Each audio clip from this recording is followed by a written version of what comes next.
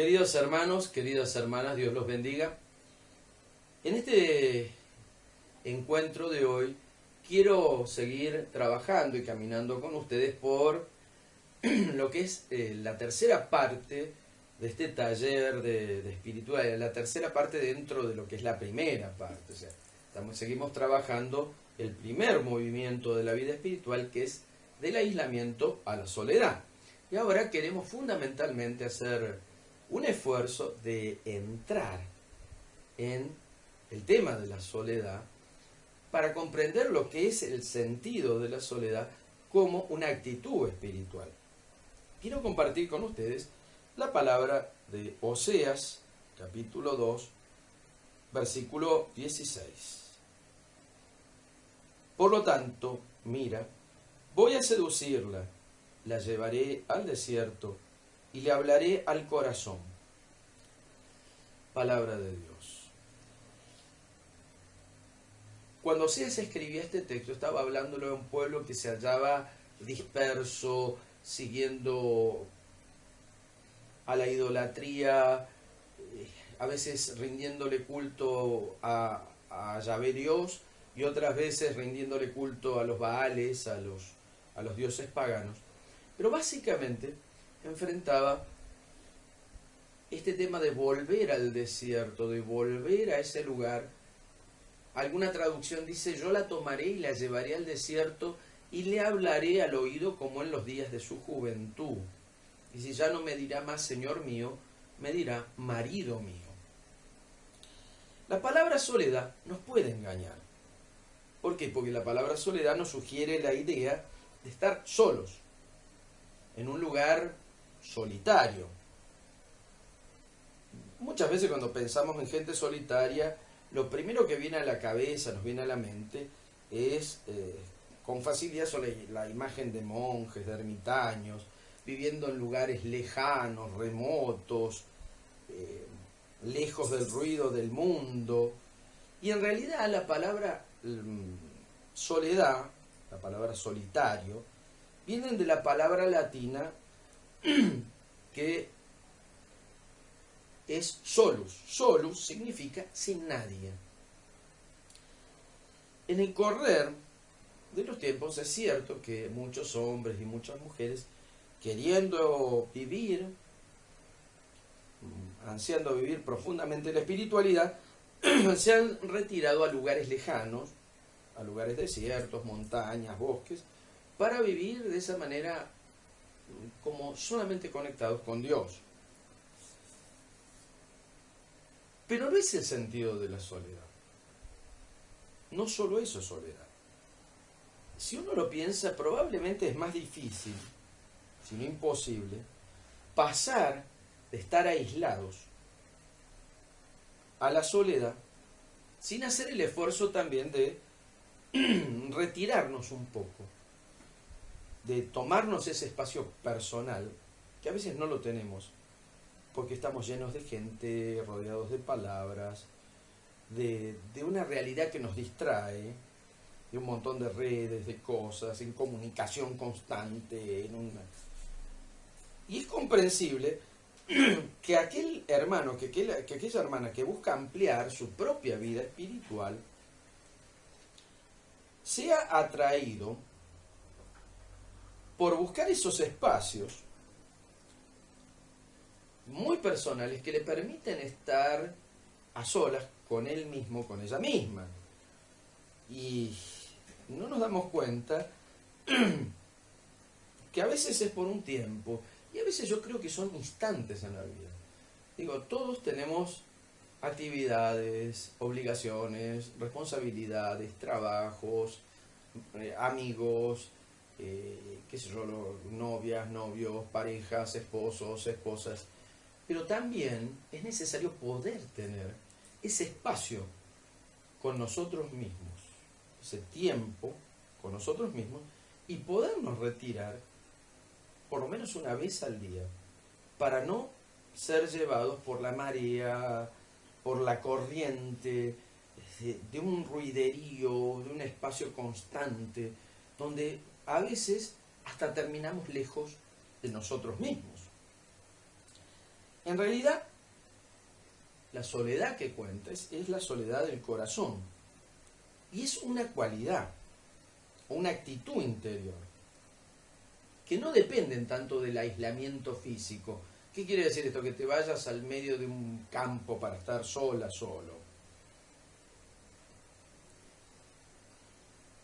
Lo más probable es que este aislamiento es necesario muchas veces para la soledad, el tener un espacio en la propia casa, un espacio donde uno se retira para estar con uno mismo. Pero para que se pueda desarrollar la soledad del corazón. Pero la verdad que sería muy triste considerar este aspecto esencial de la vida espiritual como un privilegio de monjes y de ermitaños. En este sentido, me parece importante subrayar que la soledad es una cualidad, es una actitud, una capacidad humana que puede darse, mantenerse y desarrollarse en una vida de ciudad, en una vida urbana, en una vida donde tenemos conexión con redes, en una vida donde tenemos un montón de conexiones, entre apretones de un colectivo, de un bus, de la multitud, y en el contexto muchas veces de nuestro mundo laboral y productivo. Cuando uno puede aprender a vivir con atención, darnos cuenta, tener conciencia de nosotros mismos, a veces no tenemos esa capacidad de ser conscientes de nosotros mismos. Vivimos, como decían los psicólogos mucho en la década del 80, alienados. La palabra alienado viene de alien. El alien es el extraterrestre. No se asusten, no estoy hablando de que van a llegar los platos voladores, sino vivimos alienados significa vivir fuera de nosotros mismos. No darnos cuenta, no podernos conectar con quiénes somos realmente, con lo que realmente es nuestro proyecto. No podernos conectar profundamente en nuestra vida, no podernos conectar profundamente con nuestro ser, con lo que somos cada uno de nosotros en la parte más profunda de nuestras vidas. Hay que distinguir entre estar presente en el aislamiento y estar presente en la soledad. Uno puede estar solo en un trabajo, en una casa, en la sala de espera de un médico y estar aislado. Vivir la experiencia del aislamiento, te sentís aislado, te sentís aislada.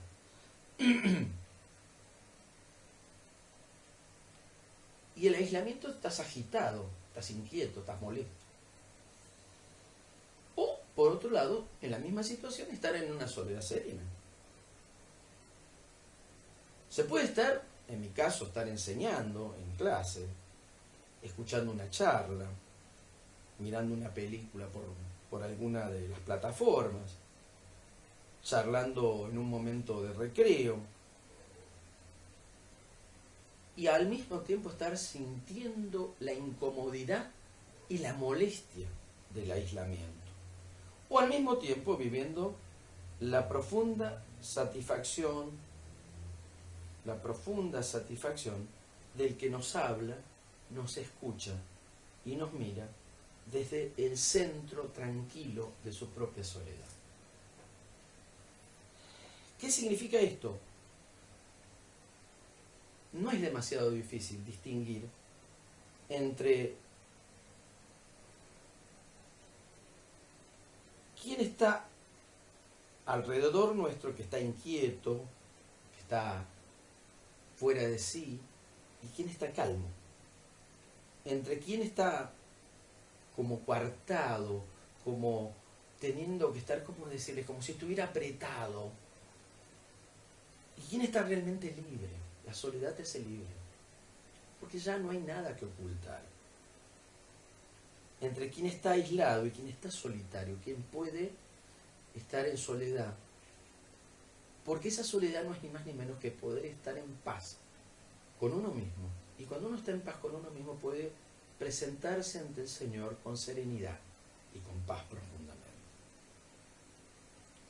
El que vive la soledad del corazón tiene esa capacidad de encontrarse con el hermano, de prestar un oído atento al que está al lado. Muchas veces oímos, pero solo el que está en soledad puede escuchar, y puede escuchar del corazón.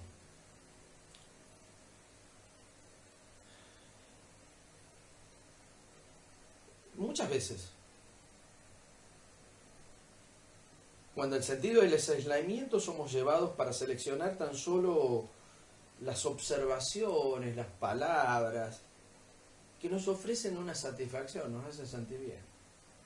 Era lo que en comunicación se llamaba el canal encantado. ¿El canal encantado qué es? Cuando uno no ha podido encontrarse en soledad, cuando uno sigue con la inquietud del aislamiento, y no, como no se puede conectar profundamente con el otro, supongamos que alguien está hablando de una situación personal y diciendo, ay, es que en realidad estoy viviendo esto y yo siento que no me pasan pelota. Inmediatamente te vas a encontrar con alguno que su reacción inmediata ¿cuál es? Ah, sí, ¿viste cómo el jugador fulano, el jugador a Messi o al otro, cómo tocó la pelota los otros días? ¿Por qué? Porque no escuchó lo que le estabas diciendo, no pudo escuchar porque seguía aislado y solamente tomó la palabra, que se llama el canal encantado, por el cual se comunica. ¿Por qué? Porque esa persona está aislada. Y a veces todos tenemos un canal encantado. Ese tema que tratamos de escuchar siempre cuando el otro habla es un canal encantado. No nos permite una comunicación certera y profunda. El verdadero encuentro con Dios implica a veces, mejor dicho, más que a veces siempre, implica el poder estar en esa soledad con nosotros mismos, para poder estar profundamente con Dios y al mismo tiempo rodeados de gente, poder tener una comunicación auténtica y verdadera con nuestros hermanos. Sin embargo, el mundo no se divide solamente entre aislados y solitarios. Muchas veces vamos de una punta a la otra, esa es la verdad. Cambiamos de una hora a la otra, a veces estamos aislados y a veces estamos solitarios. Un día estamos aislados y otro día estamos solitarios. Una semana estamos en un lado y otra semana estamos en el otro. Y yo creo que hacemos bien en confesar que no siempre tenemos influencia sobre estas idas y vueltas. Demasiados factores conocidos y desconocidos que intervienen en nuestro equilibrio, en el equilibrio de nuestra vida interior, nos movilizan. Pero podemos distinguir entre estas idas y vueltas, entre los cuales nos estamos moviendo, desarrollando una sensibilidad, una capacidad profunda, íntima, de conectarnos.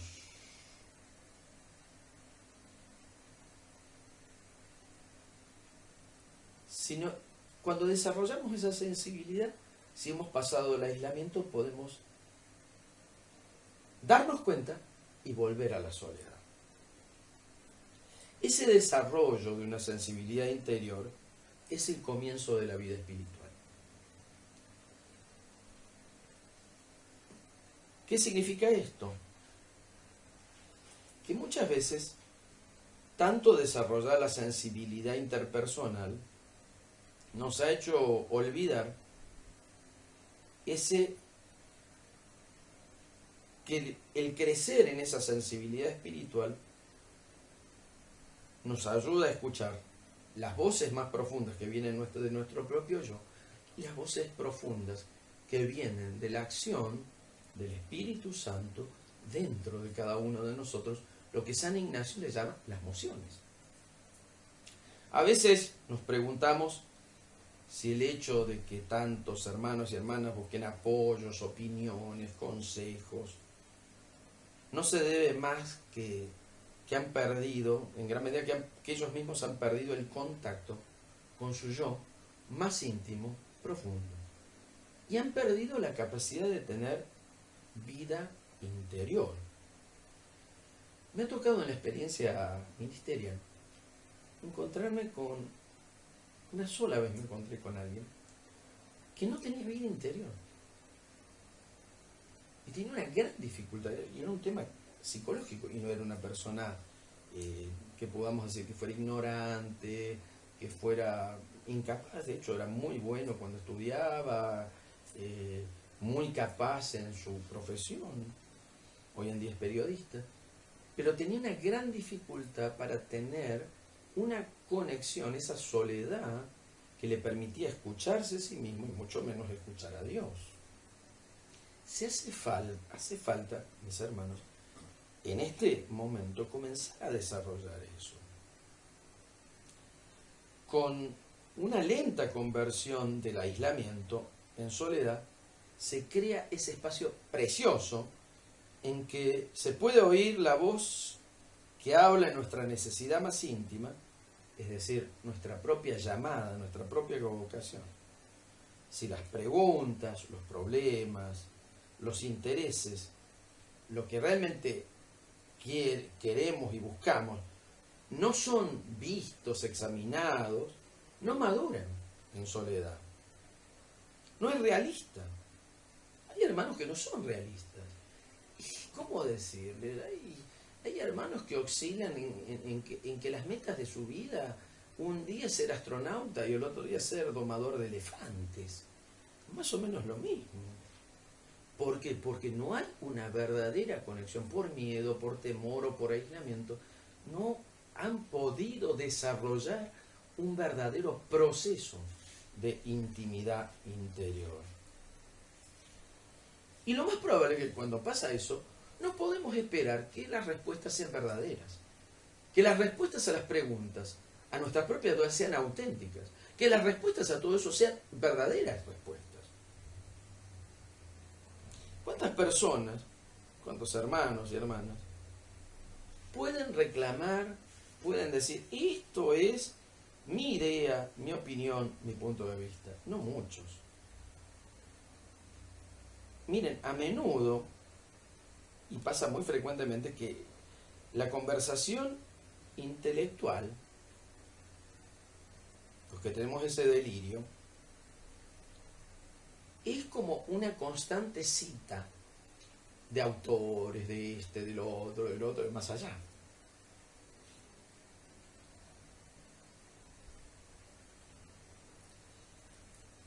Más aún, yo creo que los intereses personales, por ejemplo, ¿qué significa mi vida? ¿Hacia dónde voy en la vida? ¿Cuál es mi futuro? ¿Cuál es mi anhelo profundo? ¿Cómo quisiera, qué es lo que quiero dejar en mi paso por este mundo? Que en el fondo es nuestra vocación humana de realizarnos como personas y como cristianos. La espiritualidad y vida van de la mano, no podemos pensar que nuestra espiritualidad es una especie de globo de historieta que tenemos arriba de la cabeza, no. Eso es una evasión y en algunos casos también en psiquiatría, vamos a ser sinceros. No, la humanidad la espiritualidad es profunda, nos lleva a preguntarnos y a plantearnos por esa pregunta tan fuerte que es, bueno, ¿cuál es la respuesta que yo tengo frente a la muerte? Y no solo la muerte de mis seres queridos, frente a mi propia muerte, que es un tema muy fuerte.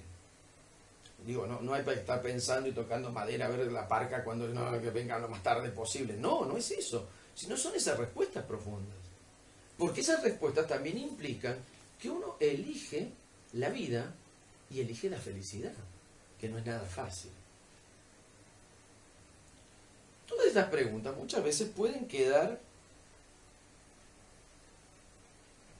ahí, quedar de acuerdo a lo que es la moda de turno. Lo último que dijeron, la última cosa que plantearon, más o menos, y vamos a ser sinceros, oye, con el tema de las redes uno lee cada cosa, pero y cada respuesta que es una verdadera mezcolanza de filosofías orientales, y que nadie tiene mucha idea de qué está diciendo. Entonces le gustó la frase y la pone de estado, como si eso fuera la respuesta. Y después vos le preguntas, ¿y vos qué querés en la vida? ¿O qué buscás? ¿O cómo te proyectás a vos mismo? No sabe, no contesta. Entonces esta es la realidad. Yo creo que muchos hermanos y muchas hermanas buscan respuestas este, de puerta en puerta, de libro en libro, de escuela en escuela, sin nunca haber escuchado esas preguntas con la debida atención. Te dejo como trabajo espiritual si te sentís, si estás experimentando el aislamiento en este momento, que no está mal, hacer el paso a tomar soledad en tu vida, hacer un trabajo de soledad, que no significa que te vayas al fondo del gallinero de tu casa, sino que en todo caso te tomes el tiempo para tomar muy en serio tus preguntas, escuchar esa voz muy profunda, que es muy personal, como decía el Concilio Vaticano II, que la voz de la conciencia es el sagrario interior del hombre.